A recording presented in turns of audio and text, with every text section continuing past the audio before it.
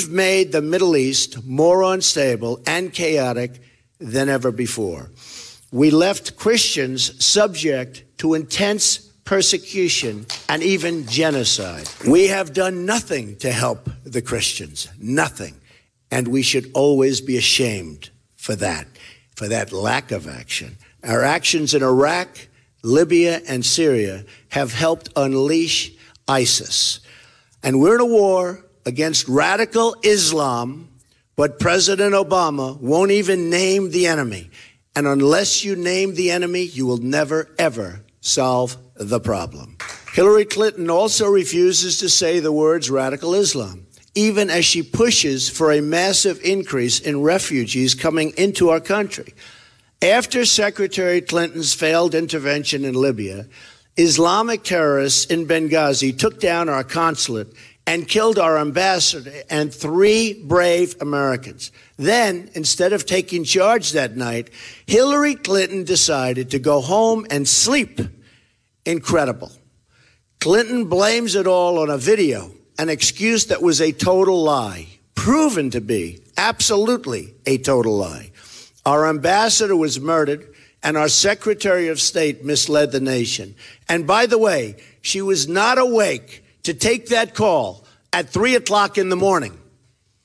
And now ISIS is making millions and millions of dollars a week selling Libya oil. And you know what? We don't blockade, we don't bomb, we don't do anything about it. It's almost as if our country doesn't even know what's happening, which could be a fact and could be true. This will all change when I become president. To our friends and allies, I say America is going to be strong again.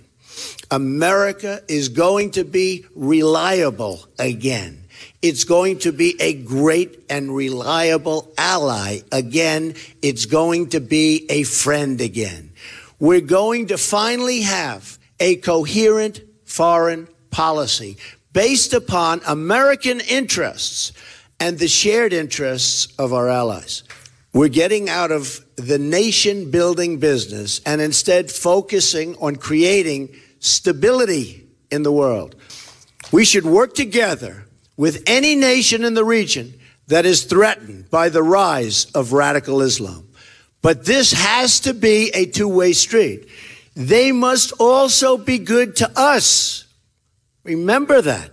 They have to be good to us. No longer one way. It's now two-way. And remember, us and all we are doing, they have to appreciate what we've done to them. We're going to help, but they have to appreciate what we've done for them. Over the past year, I've laid out my plans for defeating ISIS. We need to take out their strongholds in Iraq and Syria by intensifying the air campaign and stepping up our support for Arab and Kurdish forces on the ground. We need to keep pursuing diplomacy to end Syria's civil war and close Iraq's sectarian divide, because those conflicts are keeping ISIS alive. We need to lash up with our allies and ensure our intelligence services are working hand in hand to dismantle the global network that supplies money, arms, propaganda, and fighters to the terrorists.